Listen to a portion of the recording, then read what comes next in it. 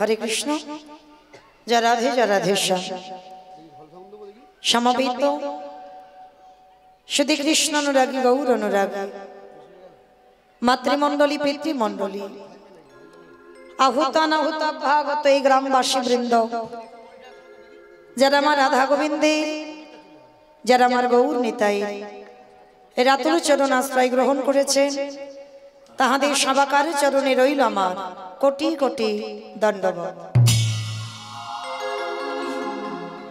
তারপরে জানাই এখানে যত সাধু গুরু ব্রাহ্মণ বৈষ্ণব আছেন তাহাদের পাদ পদ্মে রইল আমার ভক্তিপূর্ণ দণ্ডবত প্রণাম।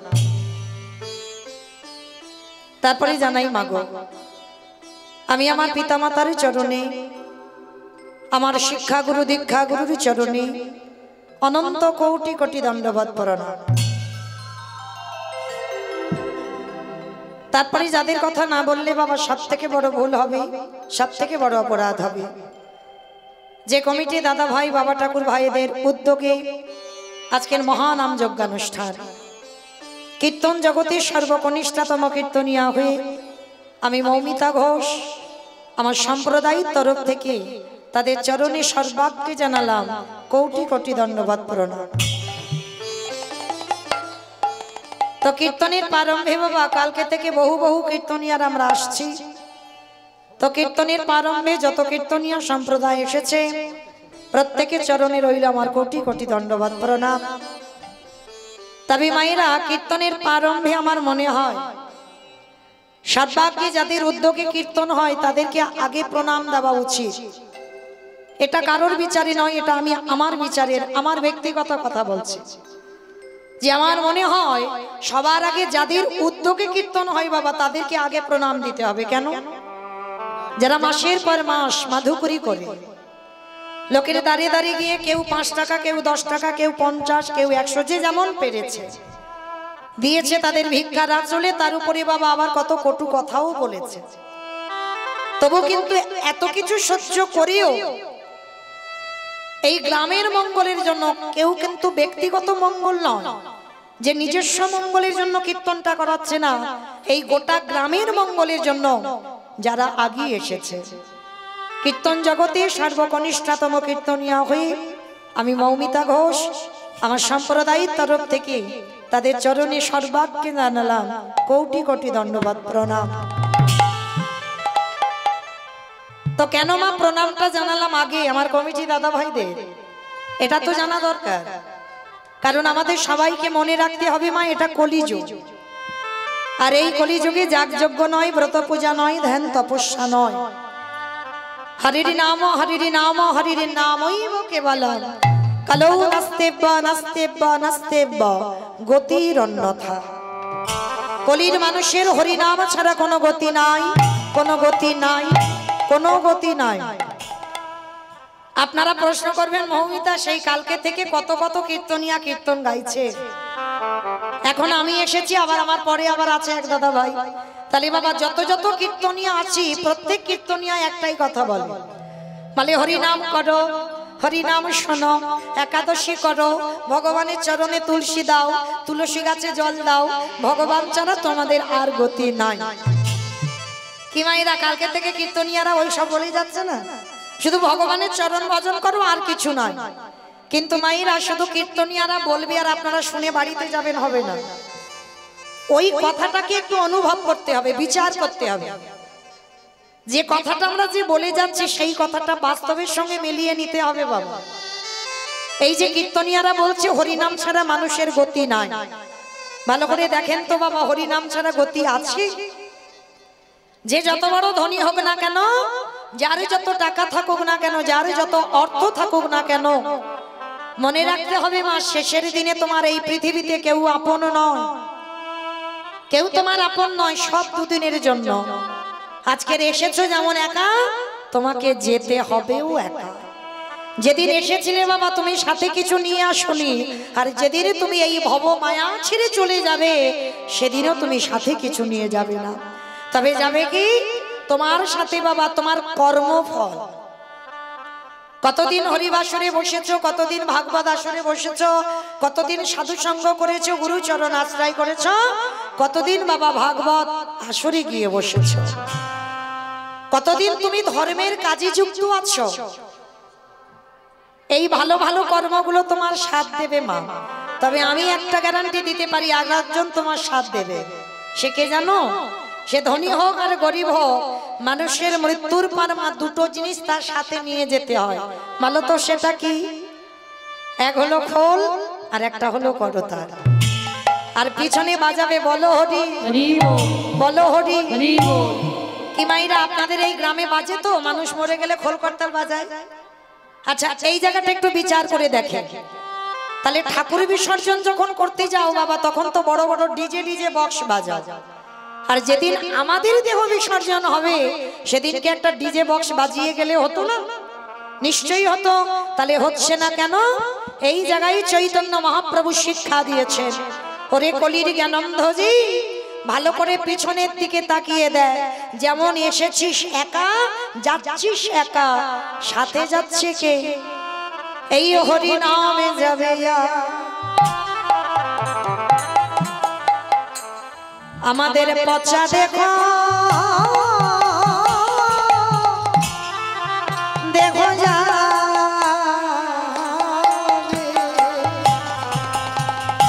যেদিন তুমি ভাবো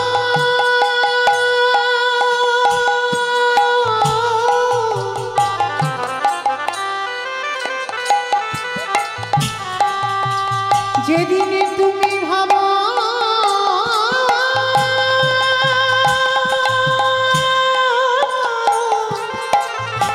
হরি বল হরি বল। যেদিন তুমি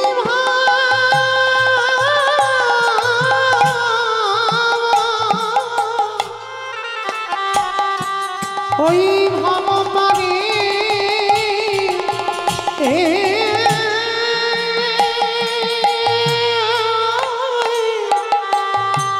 পরে যাবে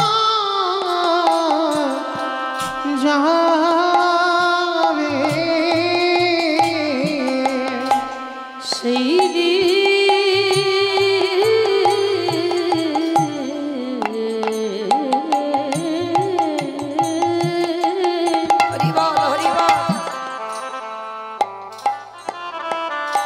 সেই দিনে নাম যাবে।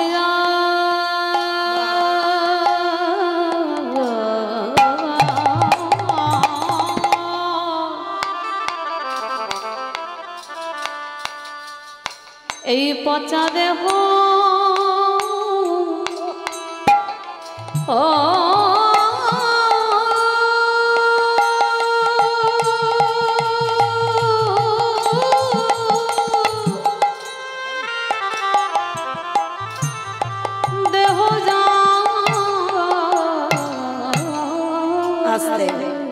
তাহলে মায়েরা, ভগবানের চরণ ছাড়া এই জগতে তোমার আপন আর কেউ নয়। যত বলুক না কেন আমি তোমায় এত এত ভালোবাসি, কেউ তোমায় ভালোবাসে না। সব স্বার্থের ভালোবাসা, তুমি দাও তোমায় ভালোবাসবে। আর যেদিন তুমি সংসারে দাওয়াটা বন্ধ করে দিতে পারবে, সেদিন লাথি ঝাঁটা মেরে দূর দূর করে তাড়িয়ে দেবে। এটাই হলো সংসার। একজনই তোমার সব থেকে বেশি ভালোবাসে, যিনি হলেন বিশ্বের স্রষ্টা মালিক ভগবান। আর ভগবানের থেকে তোমায় কেউ কোনোদিন ভালোবাসবে না। তো চলেন মায়েরা, সেই ভগবানের চরণ আজকের আমরা আশ্রয় করি। আজকের আমরা সবাই একত্রিত হয়ে চলে যাব একটুখানির জন্য শ্রীধাম নদিয়া নবদ্বীপ ধাম। কারণ মায়েরা, কীর্তনের যে যতই করি না কেন লীলা কীর্তন, কীর্তনের তো একটা ধারা থাকবেই বাবা। কারণ কীর্তন গাইতে গেলে আমাদের একটা ধারা অনুযায়ী যেতে হবে। যে হঠাৎ করে বাবা লীলা গাইব হবে না, কীর্তনের প্রারম্ভে আমার চৈতন্য মহাপ্রভুকে ডাকতেই হবে। কারণ চৈতন্য চরিতামৃত গ্রন্থে কবিরাজ গোস্বামীপাদ লিখেছেন, সংকীর্তন পিতা শ্রীকৃষ্ণ চৈতন্য, সংকীর্তন যজ্ঞে তারে যেই ভজে সেই বড় ধন্য। সত্যতে নারায়ণ, ত্রেতাতে রাম, দাপরে কৃষ্ণ, কলিতে হলো গৌরাঙ্গ। চার যুগে ভগবান চার ভাবে অবতীর্ণ হয়েছেন। কিন্তু মায়েরা, এই যে চার ভাবে এলেন, মনে রাখতে হবে যার ডাকে এসেছিল তিনি কোনো সাধারণ ব্যক্তি ছিল না, তিনি ছিলেন শান্তিপুরের মাটিতে বুড়ো অদ্বৈত আচার্য গোসাই। বাবা ঠাকুর এই অদ্বৈত আচার্য চেনেন তো? যেন ভাবেন না আপনাদের গ্রামে কেউ। পঞ্চতত্ত্ব ছবি যারা দেখেছেন, মানে পঞ্চতত্ত্ব ছবি মানে বুঝতে পারছেন তো, যে পাঁচজনে একেবারে হাত তুলে দাঁড়িয়ে আছে, শ্রীকৃষ্ণ চৈতন্য প্রভু নিত্যানন্দ শ্রী অদ্বৈত গদাধর শিবাসাদি গৌর ভক্তবৃন্দ। একটা বাচ্চাকে জিজ্ঞাসা করবে, সে বলে দেবে মাঝখানে যে দাঁড়িয়ে আছে আমার কলিযুগের ভগবান। আর ওই ছেলেটার ডান দিকে দেখবেন একটা বয়স্ক লোক দাঁড়িয়ে আছে, মানে মুখে চুলগোল দাড়িগুলো বাবা সব পেকে সাদা। ইনি হলেন বুড়ো অদ্বৈত আচার্য গোসাই। আর চুলগোল দাড়িগুলো পাকলো কেন? কারণ আমার মহাপ্রভুর থেকে 52 বছরের বড়, মানে এক দুদিনের বড় নয়, 52 বছরের বড়। তা যিনি 52 বছরের বড় হবে বাবা, তার তো চুলগোপ দাড়িগুলো পেকে সাদা হবে। তো ওনারই ডাকে কিন্তু কৃষ্ণ গৌর হয়ে এসেছিল। কিন্তু এখানে মা একটা প্রশ্ন রয়ে যায়, জগতে ভক্তের অভাব নেই বাবা, হাজার হাজার আছে, লাখ লাখ আছে, কোটি কোটি ভক্ত আছে। তাহলে ভগবানের কি এমন মতিভ্রম হলো একেবারে শান্তিপুরে বুড়ো মালিক ডাকে আসতে হলো? তাহলে মনে রাখতে হবে, ওই যে ব্যক্তি ডেকে এনেছিল মা 12 বছর তুলসী ভাসিয়ে, সেই ব্যক্তিটার মধ্যে কতটা ক্ষমতা বা কতটা পাওয়ার ছিল, যার জন্য তো আনতে পেরেছিল। আমাদের দ্বারা আপনাদের দ্বারা কি সম্ভব সেই বৃন্দাবন থেকে কৃষ্ণকে কলিযুগে গৌর করে আনবার? সম্ভব নয়। কিন্তু একজনের সম্ভব হয়েছিল, যিনি হলেন অদ্বৈত আচার্য গোসাই। তাহলে আজকের আমরা জানবো এই অদ্বৈত আচার্য গোসাইটা কে, যার একটা নাম মৃত্যুঞ্জয়। আমাইরা মৃত্যুঞ্জয় কোন ঠাকুরকে বলে বাবা? কালী ঠাকুর, মহাদেব। বাহ, বাবা ভোলা না, শিব ঠাকুরের একটা নাম হচ্ছে মৃত্যুঞ্জয়। কেন এই মৃত্যুঞ্জয় বলা হলো? তার একটাই মাত্র কারণ, এই পৃথিবীর মাটিতে বাবা যত দেব দেবী আছে সবাইকে দেহত্যাগ করতে হলো। এমনকি ভাগবত বলছে ভগবান কৃষ্ণকে জরাব্যাধির তীরে 125 বছর বয়সে দেহত্যাগ করতে হয়েছিল, কিন্তু একজনকে দেহত্যাগ করতে হয়নি। তিনি হলেন ত্রিলোকের বড় বৈষ্ণব, আমার পরম বৈষ্ণব বাবা ভোলানাথ। সত্যতে শিব, ত্রেতাতে শিব, দ্বাপরে শিব, কিন্তু কলিযুগের মাটিতে তিনি হলেন অদ্বৈত আচার্য গোসাই।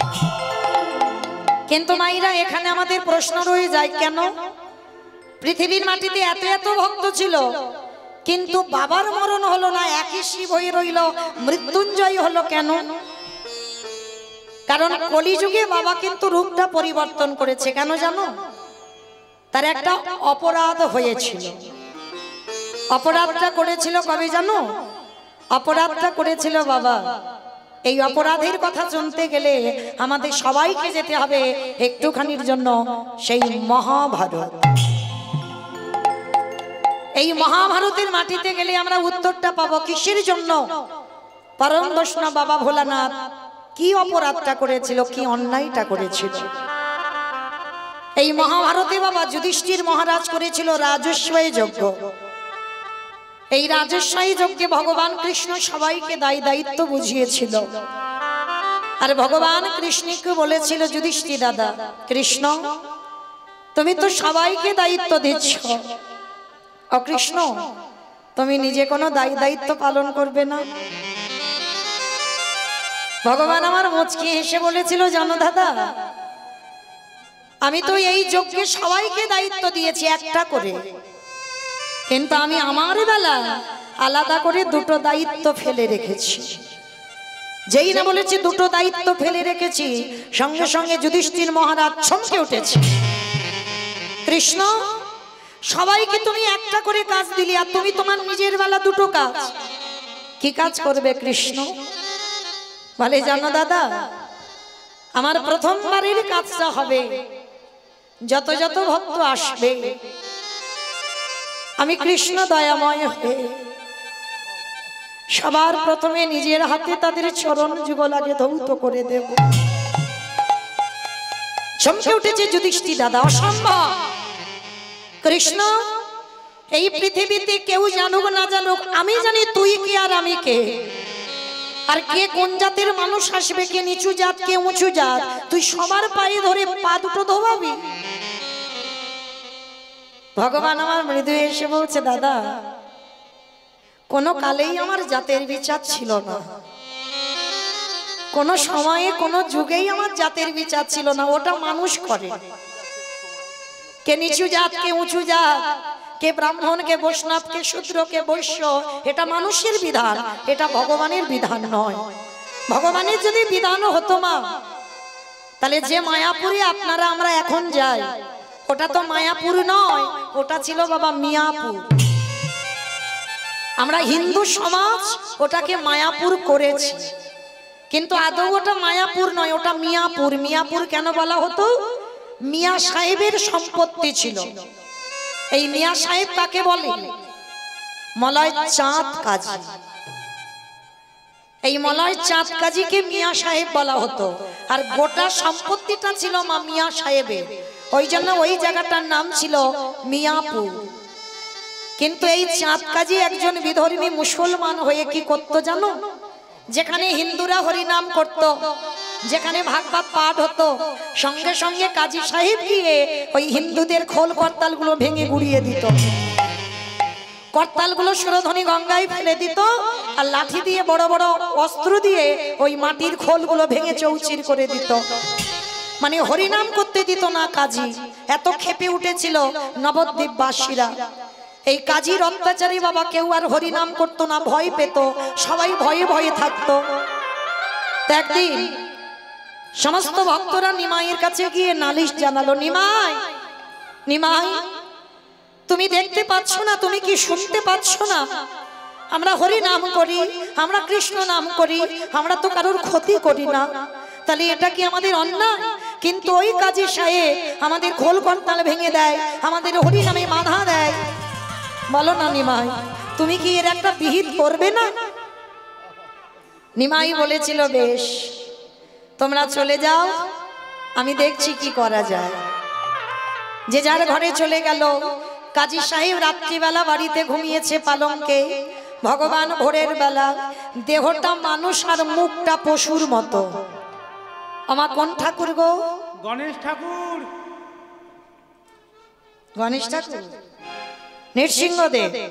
দেহটা মানুষ আর মুখটা পশুর মতো, ওই রূপটা ধরে কাজী সাহেবের বুকের উপরে চড়ে বসেছে।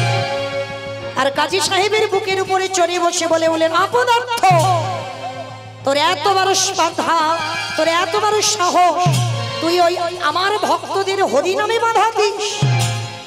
আর এই পৃথিবীতে যারা যারা হরি নামে বাধা দেয়, যারা কৃষ্ণ নামে বাধা দেয়, আমি তাদের ছেড়ে দিই না। শোনো কাজী, আজকের আমি তোমাকে আদেশ দিয়ে গেলাম, আজকের থেকে ঠিক এই রকম দিনে 1 মাস পর আমি নিজের হাতে তোমার প্রাণ নিতে আসব। স্বপ্নটা যেই না কাজী দেখেছে, দেখার মাত্র বাবা ভোরের বেলা ছুটতে ছুটতে একেবারে কাজী নিমাইয়ের চরণে গিয়ে আছাড় খেয়ে পড়ল। যেই না নিমাইয়ের চরণে পড়েছে, নিমাই বলছে, কি এ কি এমন করে আমায় পায়ে পড়ছো কেন? নিমা সম্পর্কে বাবা তুই আমার অন্য কেউ নয়, তুই হিন্দু হতে পারিস, আমি মুসলমান হতে পারি, তবে শোন, আজকে থেকে আমি কথা দিলাম বাবা, হরি নামে আর কোনোদিন আমি বাধা দেব না, আমি কৃষ্ণ নামে কোনোদিন বাধা দেব না। কিন্তু আমাকে বলে গেল 1 মাস পরে আমার প্রাণ নিতে আসবে। আমি কথা দিচ্ছি, আজকে থেকে তোর এই হরি নামে আমি নিজেই যোগ দেব। তা যেই না কাজী হিন্দুদের হরি নামে যোগ দিল, মুসলমান সমাজ ক্ষেপে উঠেছিল। বলল, কাজী তুমি একজন মুসলমান হয়ে যখন হিন্দুদের হরি নামে যোগদান করলে, তাহলে শোনো কাজী, আমরা সবাই মিলে তোমাকে এক ঘরে করে দিলাম। শুধু এক ঘরে নয়, তোমার মৃত্যুর পর তোমার দেহটাকে কেউ আমরা কবর দিতে যাব না। তোমার মৃত্যুর সময় তোমার মুখে আমরা কেউ একটু জলও দেব না। কাজী ছুটে গেল নিমাইয়ের চরণে। নিমাই, শুনেছিস বাবা, তোর হরি নাম ভালোবাসলাম বলে আমার সমাজ আমাকে এক ঘরে করে দিল, বলল আমার মৃত্যুর পর আমাকে কেউ কবর দিতে যাবে না। বললা নিমাই, আমার মৃত্যুর সময় আমি ছটপট করব, কেউ আমায় একটু জল দেবে না তোর হরিনাম ভালোবাসলাম বলে। ভগবান আমার মৃদু হেসে বললেন, কাজী, যে আমারে চায় তারে আমি চাই, যে আমারে না চায় তারে আমি না চাই। তবে তুমি যখন আমারে চেয়েছো, দরকার নেই। কি দরকার আছে মা? এই আমাদের মতো মূর্খ ভক্তরা আমরা কি বলি জানো? বলে টাকা পয়সা ব্যাংকে জমিয়ে রাখতে হবে, যেদিন হাত গত চলবে না সেদিন নাকি ওই টাকা পয়সা দেখবে। কি গো, তাই তো বলি তো সবাই, টাকা পয়সা জমাতে হবে। আবার অনেকে বলি যে একটা সন্তানের দরকার, কেন? শেষের দিনে আমার একটু ভাত কাপড় দিতে পারবে তো। কি গো মায়েরা, এখনকার যুগ যা পড়েছে, আশা করো যে ছেলের কাছে ভাত পাবে। হরি বল। এসেছো একা, যাবে একা, কেউ তোমার নয়। যতদিন তোমার এই দেহটা চলবে ততদিন তোমাকে ভালোবাসবে। যতদিন তুমি সংসারে হাত ভর্তি করে দিতে পারবে এই সংসার ততদিন তোমায় ভালোবাসবে। আর যেদিন তুমি বিছানায় পড়ে যাবে এই সংসার তোমার দিকে একবারও ঘুরে তাকাবে না। তাহলে কোন ভালোবাসার কথা বলছো? কোন টাকা পয়সার কথা বলছো? কোন ছেলে বউয়ের কথা বলছো? কি গো, অগ্রদ্বীপের মাটিতে তো গোবিন্দ ঘোষের স্ত্রী ছিল, পুত্র গোপীনাথ ছিল, ছিল না গোবিন্দ ঘোষের? সব তো ছিল, পরিবার ছিল। কিন্তু শেষের দিনে কি হলো? স্ত্রী মরে গেল গোবিন্দ ঘোষের আগে। গোবিন্দ ঘোষের আগে তার একমাত্র ছেলে ছোট্ট বাদশা গোপীনাথও চলে গেল। সেই যেমন তুমি এসেছিলে একা, তুমি হয়ে গেলে একা। তাহলে কে বলে শেষের দিনে সবাই তোমার দেখবার থাকে? কেউ থাকে না মা। দেখবে তো একজন, যিনি হলেন বিশ্বের স্রষ্টা মালিক ভগবান। যদি তাকে তুমি ডাকার মতো ডাকতে পারো, শেষের দিনেই ওই অর্জুনের সারথিতে ভগবান যেমন ঢাল হয়ে দাঁড়িয়ে আছে, দেখবেন ওই ঢালের মতো তোমার সামনেও ভগবান অর্জুনের রথে যেমন দাঁড়িয়েছিল, তোমার দেহ রথের সারথি হয়ে আমার কৃষ্ণ তোমার সম্মুখে দাঁড়িয়ে আছে।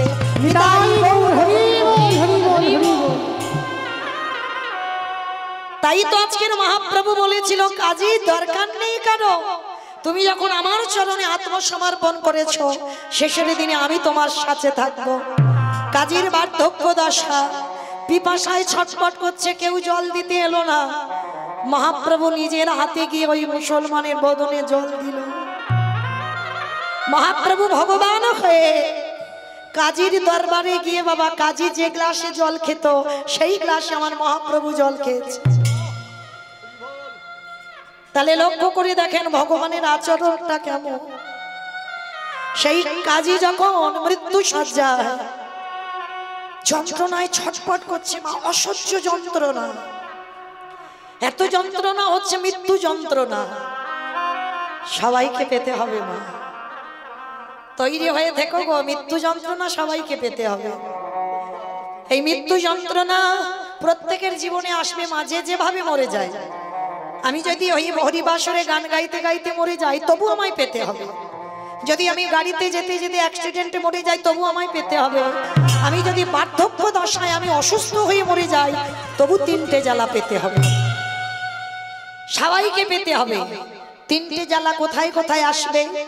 প্রথমে জ্বালা আসবে মা তোমার চোখে, তারপরে জ্বালা আসবে তোমার বুকে, তারপরে জ্বালা আসবে তোমার মুখে। মিলিয়ে নেবেন বাবা, আমার কথা বিশ্বাস করতে হবে না। যারা অসুস্থ হয়ে বয়স হয়ে মরে যায়, একবার তাদের বিছানার পাশে বসে থাকবেন, দেখতে পাবেন মৃত্যু যন্ত্রণাটা কেমন হয়। যে ব্যক্তি বয়স হয়ে মরে যাচ্ছে না, দেখবে বাবা তার ছেলে বউ নাতিপুতি সব ঘিরে বসে আছে, মানে খবর হয়ে গেছে বেশিক্ষণ আর বাঁচবে না, কারণ অনেকদিন খাওয়া তো ছেড়ে দিয়েছে, এবার মনে হয় ডাক এসে গেছে, সবাই ঘিরে বসে আছে। কিন্তু যে ব্যক্তি চলে যাচ্ছে বারবার বলছে আমার একটু বড় ছেলেটাকে ডেকে দেবে, আমার একটু ওই ছোট মেয়েটাকে ডেকে দেবে, আমার নাতিটাকে আমার কাছে একটু পাঠাবে। ভগবান তখন হাসে, হায় রে যাওয়ার সময় হয়ে গেল, এখনো সেই ছেলে বউ নাতিপুতি করছিস, এখনো কি মনে হচ্ছে না যাওয়ার সময় একবার আমার চরণ দর্শন করে যা? বলে তো সবাই গেলি কৃষ্ণ দাস হব, হয়ে গেলি সবাই মায়ার দাস। তাহলে জগতে গিয়ে যখন আমায় ভুলে গেলি, প্রথমে তোর যন্ত্রণাটা আমি চোখেই দেব। দেখবেন বাবা, যে ব্যক্তি মরে যায় তার পাশে সবাই বসে আছে কিন্তু দেখতে পাচ্ছে না, চোখে আচ্ছা আচ্ছা দেখছে, মানে চোখ খোলা হয়ে গেছে।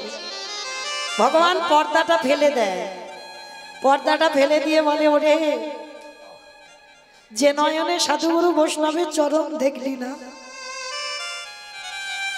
যে নয়নে কোনোদিন ভগবানের বিগ্রহ দর্শন করলি না, সারা জীবন এই নয়নে কত কু জিনিস দর্শন করলি, তাই প্রথমে তোর চোখটাকে আমি আগে কেড়ে নেব। চোখে পর্দা ফেলে দিল, আর কাউকে দেখতে পাচ্ছে না, চোখ তো ঘোলা হয়ে গেল।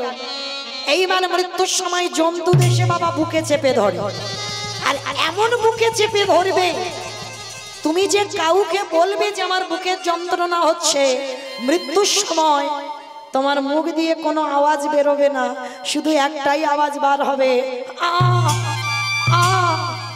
ওই আ শব্দটা বার হবে, কারণ কপ থুতু এসে তোমার গলাতে আটকে যাবে, তোমার বলবার ভাষা রাখবে না। ভগবান বলল, রে ওই হৃদয়ে যন্ত্রণা দিলাম একটাই কারণে, কোনদিন ওই হৃদয়ে সাধুগুরু বৈষ্ণবকে হৃদয়ে ধরলি না,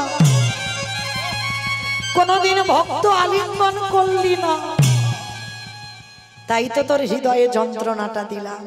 আর জিও ভাই, সারা জীবনে কুখাদ্য খেয়ে গেলি, সারা জীবন কু কথা বলে গেলি, কুসঙ্গ করে গেলি, সারা দিনের মধ্যে তুই এই জিহ্বাতে হরি নাম বললি না, তাই তোর এই জিহ্বা থেকে, এই বদন থেকে ভাষাটা কেড়ে নিলাম। তিনটি জ্বালা পেতে হবে সবাইকে, কিন্তু ত্রিজগতের মধ্যে একজন ভক্ত বাবা ওই তিনটে জ্বালা পাইনি। কে জানো? যিনি ছিলেন নামাচার্য হরিদাস। যাবেন যারা জগন্নাথ ধাম, পুরী ধাম, সমুদ্র থেকে বেশি দূরে নয়, স্বর্গদুয়ার থেকে বেশি দূরে নয়, কাছাকাছি আছে বাবা হরিদাস ঠাকুরের সমাধিস্থল। আর হরিদাস ঠাকুর থাকতো কোথায়? যেখানে মা যাবেন সিদ্ধ বকুল। মনে রেখো মা, শুধু ওই জগন্নাথ মন্দিরে গেলে সমুদ্রে হাবুডুবু খাওয়া নয়, জগন্নাথ মন্দিরে অনেক কিছু দেখার জিনিস আছে, আজও তার প্রমাণ আমার মহাপ্রভু রেখে গেছে।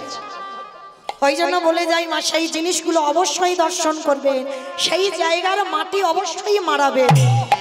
যারা জাননি তারা অবশ্যই করে যাবেন ওই জায়গাগুলো। যে জায়গাটা ছিল মা সিদ্ধ বকুল, দেখেছেন সিদ্ধ বকুল তলা? কতজন দেখেছেন? একবার হাতটা তোলেন দেখি। এই কজন? আচ্ছা, পুরী ধামে কতজন সমুদ্রে হাবুডুবু খেয়েছো? একবার হাত তোলো। ওইটার বেলা দেখো বেশি হাত উঠবে, কিন্তু যেগুলো আসলে জিনিস বাবা সেগুলোর বেলা হাত ওঠে না, কারণ যেতেই পাচ্ছে না সেখানে। কারণ জানলে তো যাবে, ওই জন্য তো কীর্তন, ওই জন্য বাবা জীব শিক্ষার জন্য আমাদের এই কীর্তন। কারণ মনে রেখো, সবার উপরে সব দায়িত্ব দিয়ে ভগবান পাঠায় না। আমি মৌমিতা যদি বলি আমি স্কুল মাস্টারি করব, হবে কি? হবে না। এটা আমার কীর্তন করার জন্য আমায় পাঠিয়েছে, জগৎ শিক্ষার জন্য। তাহলে মনে রেখো মা, এই সিদ্ধ বকুল তলায় যাবেন, দেখবেন আজও সেই বকুল গাছটা রয়েছে। ওই গাছটা মহাপ্রভু নিজের হাতে লাগিয়েছিল। কিভাবে জানো? ওই মহাপ্রভু থাকতো সিদ্ধ বকুল তলার পাশে আছে বাবা গম্ভীরা। দেখেছেন বাবা গম্ভীরা? কতজন দেখেছেন? একবার হাত তোলেন। বাহ, যারা দেখেছেন তারা জানবেন এই রাধাকান্ত মঠ, এই রাধাকান্ত মঠ, এই গম্ভীরায় বাবা মহাপ্রভু থাকতো। 3.5 জন ভক্ত, স্বরূপ দামোদর, রায় রামানন্দ আর শিখি মাইতি। শিখি মাইতির একটা বোন ছিল 60 বছরের বৃদ্ধা, যার নাম মাধবী দাস।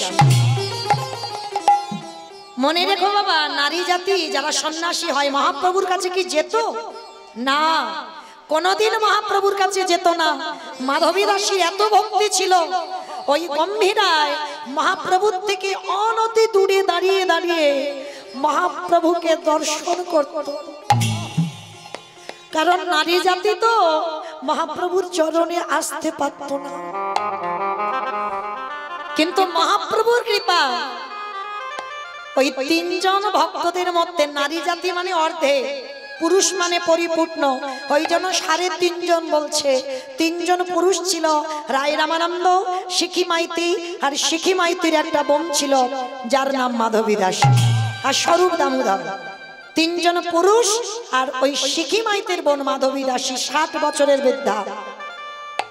তাই এই গম্ভীরায় প্রতিদিন মহাপ্রভু কীর্তন করত। 3.5 হাত জায়গা, 3.5 জন ভক্ত, আর এইটুকু জায়গায় মহাপ্রভু হরিনাম করত।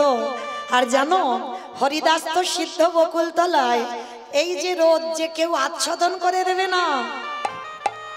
এখন তো গেলে বাবা মঠ তৈরি হয়েছে, মঠ দেখতে পাই, তখনকার দিনে কি ওসব ছিল? বন জঙ্গলে পরিপূর্ণ ছিল। তো ওই রোদে বৃষ্টিতে ভিজে, ওই রোদে পুড়ে হরিদাস সর্বদাই 3 লক্ষ নাম জপ করত। খেত না গো, কারণ খেতে গেলে তো নাম সংখ্যা কমে যাবে। রাতের বেলা ওই আঠা দিয়ে রুটি করে বানাতে গেলে সময় লাগবে, দরকার নেই, সেই তো পেটে গেলে গুলে যাবে। গ্লাসে করে আঠা একটু গুলে নিয়ে কোনো রকমে প্রাণটা বাঁচিয়ে রাখতো কৃষ্ণ ভজন করবার জন্য। তা এই মহাপ্রভু যখন দেখলো হরিদাসীর এমন ভাব, তো মহাপ্রভু প্রতিদিন ওই গম্ভীরা থেকে জগন্নাথ মন্দিরে যেত, আর জগন্নাথ মন্দির থেকে জগন্নাথের ওই মহাপ্রসাদ দেখেছেন তো, আনন্দবাজার যেখানে জগন্নাথের প্রসাদ বিক্রি হয়, জগন্নাথের ওই মহাপ্রসাদ আমার মহাপ্রভু নিজের হাতে নিয়ে হরিদাস বসে বসে নাম করে। জগন্নাথের মহাপ্রসাদটা এনে মহাপ্রভু ভক্তকে নিজের হাতে খাইয়ে দেন।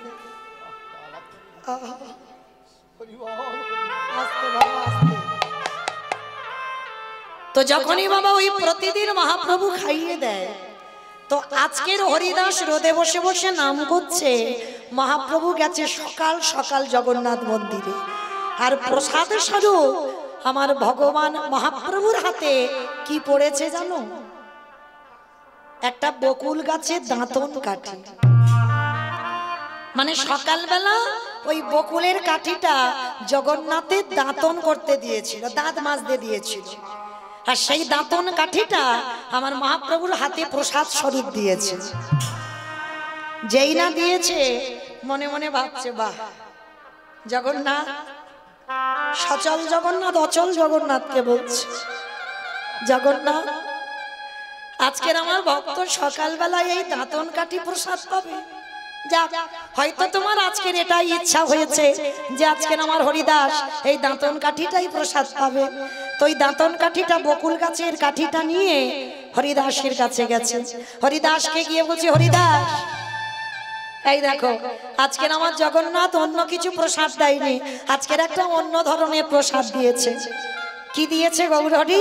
বলে বকুল গাছের একটা ডাল। বকুল গাছের ডাল? বলে হ্যাঁ জগন্নাথ, এইটা দিয়ে দাঁতন করেছে, এইটা প্রসাদই দিয়েছে, নাও। তা বকুল গাছের ওই কাঠিটা নিয়ে একটুখানি ভেঙে বাবা হরিদাস সেবা করেছে, আর সেবা করে যতটুকু বেশি ছিল মহাপ্রভু বলছে কি হবে, ওইটুকু কাঠিটা নিয়ে যেখানে হরিদাস বসে নাম করত ওইখানে বকুল কাঠিটা পুঁতে দিয়েছে। যখনই বকুল কাঠিটা পুঁতে দিল, এত প্রখর রোদ, মহাপ্রভু চলে গেল বাবা গম্ভীরায় নাম ভজনে, আর এত প্রখর রোদ, হরিদাস বসে বসে হরিনাম করতে পারছে না, এত কষ্ট হচ্ছে, সর্বশরীর থেকে ঘাম ঝরে ঝরে পড়ছে, কিন্তু নাম সংখ্যা বন্ধ দেয়নি। যখন ভক্তির এত কষ্ট হচ্ছে দেখে আমার ওই সচল জগন্নাথ থাকতে পারল না। সচল জগন্নাথ কি করেছে জানো?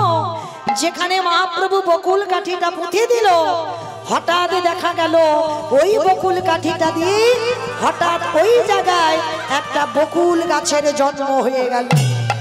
আর এত বড় বৃক্ষ হয়ে গেল, ডালপালা শাখা পোশাখা দিয়ে ওই হরিদাসকে আচ্ছাদন করে দিয়েছে। ভক্তে যাতে কষ্ট না হয়। কি গো, তুমি ভাববে তোমার কথা, তুমি ভাবো তার কথা, সে তো ভাববে তোমার কথা। দেখো তার প্রমাণ হয়ে গেল, কষ্ট পাচ্ছে বলে ভক্ত কাঁদছে, আর সেই বকুল কাঠি থেকে গাছ হয়ে গেল, আচ্ছাদন করে রেখেছে। সেই গাছটা আজও যারা যাবেন দেখে আসবেন, সেই গাছ আজও বর্তমান আছে। দেখবেন বাবা, গোড়াটা একেবারে পোকায় যেন খেয়ে নিয়েছে, কিচ্ছু নেই। আর একটু উপরের দিকে তাকিয়ে দেখবেন আবার যেন কচি কচি পাতা জন্মাচ্ছে। মানে আশ্চর্যের ব্যাপার, যেটা কি করে হতে পারে? নিচে থেকে যে গাছের ভিতরে বাবা কিচ্ছু নেই, শুধু কাঠটা পড়ে আছে, কিন্তু আবার নতুন শাখা পোশাখা গজিয়ে যাচ্ছে। কি গো, এর দ্বারা প্রমাণিত হয় আজও ভগবান আছে। যারে যেমন ভক্তি, সে তো তেমন ভাবে ভগবানকে পাবে। সেই হরিদাস ঠাকুরের শেষ সময়, হরিদাস ঠাকুর বলছে, গৌর হরি হে দয়াময়, একেবারে কৃপা করে করুণা করে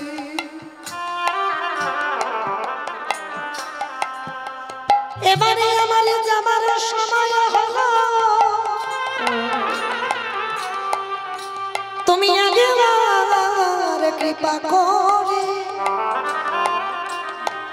একেবারে দয়া করে তুমি একেবার আমার দর্শন দাও গৌরী হে।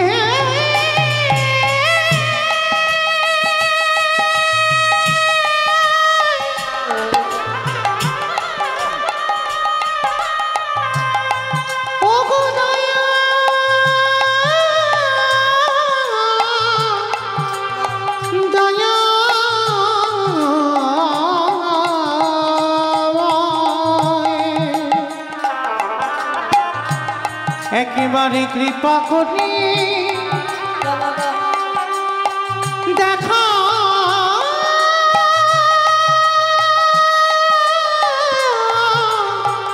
দেখা না। যেই না হরিদাসের শেষ সময়, মহাপ্রভু ভক্তে জড়িয়ে ধরে বলছে, হরিদাস তুমি চলে যদি যাও, আমি কেমন করে কি আমায় নাম শোনাবে হরিদাস? ভগবান কাঁদছে ভক্তের জন্য, ভাবতে পারছে। হরিদাস বলছে, গৌর হরি আমাকে তো যেতে হবে, আমি না গেলে পরবর্তী দিনে তুমি যে আসবে, তোমার মাটিটা পরিষ্কার করবে কে? আমাকে যেতে দাও না হরিদাস, তুমি চলে গেলে আমার তোমার মতো করে কেউ নাম শোনাতে পারবে না। প্রভু আবার আমি আসবো, কিন্তু এখন আমার তো যাওয়ার সময় হয়েছে প্রভু। আর দেখবেন মা, যারা ভক্ত হয় না, তাদের এই শরীরটা কঙ্কাল সার হয়ে যায়, তারা কোনোদিন শরীর স্বাস্থ্য হয় না, মোটা সোটা হয় না, তারা কঙ্কাল হয় কেন জানো? ভক্তদের তো বেশি আহার নিষিদ্ধ, বেশি নিদ্রাও নিষিদ্ধ। 24 ঘন্টায় হরিদাস একবার আহার করত, 24 ঘন্টায় একবার, তাও বাবার উদার ভর্তি করে নয়, স্বল্প একটুখানি অনুকল্প প্রসাদ পেত।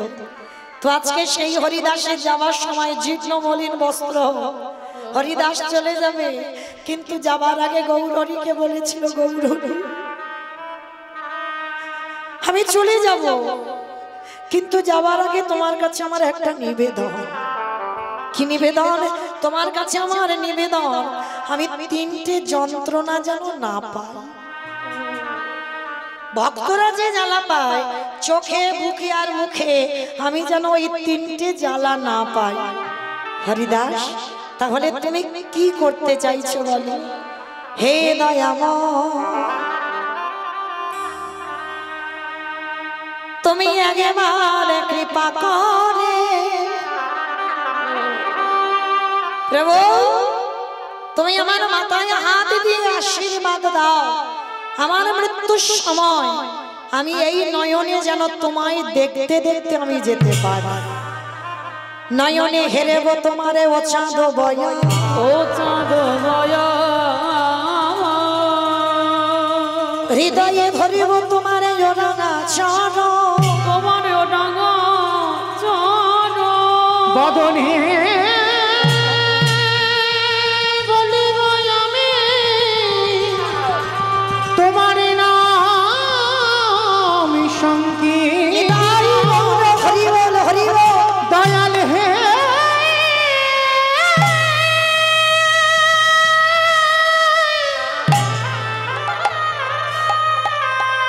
ওগো করুণা,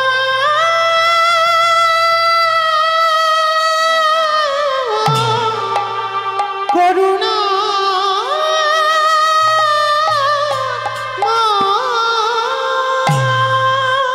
তাহলে কি বলেছিল হরিদাস? যাবার সময় তোমার এই চোখে যেন রূপটা দেখতে পাই, যাবার সময় তোমার চরণ দুটো যেন আমার বুকে থাকে, আর যাবার সময় আমার এই জিহ্বা থেকে যেন কৃষ্ণ নাম চলে না যায়। এই হরিদাস যখন দেহ রাখলো, মহাপ্রভু মনে মনে ভাবলো ওকে যে মাটির তলায় দেব যদি ঠান্ডা লাগে। মহাপ্রভু নিজের গায়ের কম্বলটা হরিদাসের গায়ে দিয়ে দিয়েছে। নিয়ে গেল বাবা হরিদাসের যেখানে সমাধি হয়েছে। আজও গিয়ে দেখবে সেইখানে কান পাতলে যেন আজও কে যেন কৃষ্ণ কৃষ্ণ কৃষ্ণ বলে কাঁদে। কৃষ্ণ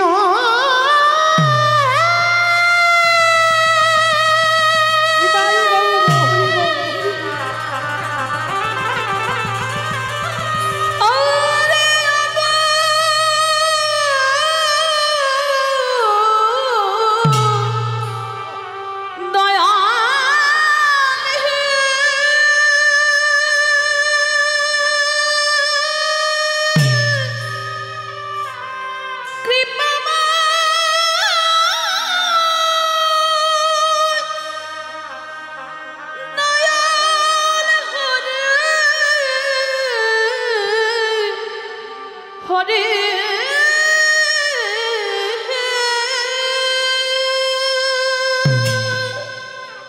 যাবেন যারা কি একবার দর্শন করে আসবে সেই হরিদাস ঠাকুরের সমাধির জায়গা। সেই হরিদাস তিনি পাইনি বাবা তিনটে জ্বালা যন্ত্রণা। তারপরে জগতে যারা যারা ভক্ত আছে সবাইকে পেতে হলো জ্বালা। তো আজকে সেই কাজী সাহেবকেও বলেছিল তুমিও জ্বালা পাবে না, ভগবান পরশ করলো। মৃত্যুর পর কাজীকে নিয়ে গেল বামন পুকুর। যারা দেখেছেন কাজীর সমাধি, মায়াপুরে ঢুকতে আগে স্টপেজে পড়ে মা কাজী সাহেবের সমাধি। মহাপ্রভু নিজের হাতে কাজীকে কবর দিয়েছে। শুধু কাজীকে কবর দিল না মা, জানো কাজীর একটা আক্ষেপ ছিল, আমার মৃত্যুর পর আমার কবরে কেউ ফুল দেবে না। ভগবান বলেছিল দরকার নেই কারোর দেওয়ার, আমি আছি তো। ভগবান নিজের হাতে একটা চাঁপা ফুলের গাছ পুঁতে দিয়েছিল। আজও যারা যাবেন গিয়ে দেখবেন সেই চাঁপা ফুলের গাছটা প্রতিদিন এত এত ফুল পড়ে যেন মনে হয় কাজীর কবরটাকে কেউ যেন ফুল দিয়ে সাজিয়েছে। তাহলে কি হবে গো তোমার ছেলে মেয়ে আত্মীয় পরিজন? যদি আমার ভগবানকে ডাকার মতো ডাকো, শেষের দিনে সেই তোমার পাশে দাঁড়াবে। তো আজকে লক্ষ্য করে দেখেন ভগবান কৃষ্ণ রাজস্বয় যজ্ঞে বলছে যুধিষ্ঠির দাদাকে, যুধিষ্ঠির দাদা, যুধিষ্ঠির দাদা, কারণ আমার কোনো কালেই তো জাত বিচার ছিল না, সবার আগেই আমি পা ধোবার ব্যবস্থাটা করব। তো ভগবান কৃষ্ণ সবাইকে চরণ ধোবাচ্ছে, শুধু চরণ ধোবালো নয় মা, আরো একটা কাজ করেছিল। যত যত ভক্তরা এসেছে প্রত্যেকে প্রসাদে যখন পেল, কৃষ্ণ আমার ওই প্রসাদের থালাগুলো নর্দমায় ফেলেছিল। শুধু নর্দমায় ফেললো না, ওই প্রসাদে যেগুলো লেগেছিল একটু করে নিয়ে ভগবান আমার ওই প্রসাদীগুলো নিয়ে আজকের ভালো করে গায়ে মাখছে। যুধিষ্ঠির দাদা প্রশ্ন করেছিল, কৃষ্ণ, কৃষ্ণ, তুমি এই ভক্তদের পা ধোমাচ্ছ, মেনে নেওয়া যায়, ভক্তদিন এটো পাতা পরিষ্কার করছো, মেনে নেওয়া যায়, কিন্তু কৃষ্ণ ভক্তদের এঁটোগুলো তুমি গায়ে মাখছো কেন? ভগবান আমার মৃদু হেসে বলেছিল, জানো দাদা, এ তো আমার কর্মফল। শিখি, কৃষ্ণ তুমি আবার পাপ করো? বলে করি না, সবাই পাপ করি, সবার পাপের বিচার আমি করি, কিন্তু আমার পাপের বিচার করবে কে? ভগবান বলছে, আমার পাপের বিচার কে করবে? বলে সে কি কৃষ্ণ, তুমি আবার পাপ করো? বলে আমি শুধু পাপী নয়, আমি হলাম মহাপাপী। যেই না বলেছে আমি মহাপাপী, যেই না বললাম মহাপাপী, কৃষ্ণ তুমি তোমার নিজেকে বলছো তুমি মহাপাপী, কি এমন পাপ করেছ? বলে জানো কৃষ্ণ, তুমি যে পাপটা করেছো আজকে আমায় একটু খুলে বলো। তা ভগবান বলছে, যে পাপটা করলাম ওই পাপটা আমি এই দাপর যুগে করিনি, করেছিলাম ত্রেতা যুগে রঘুপতি রামচন্দ্র অবতার। ত্রেতা যুগে রাম অবতারে পাপ করেছিলাম। তো মায়েরা কি পাপ করেছিল? একটা মণিপুত্রকে হত্যা করেছে। সেই মণি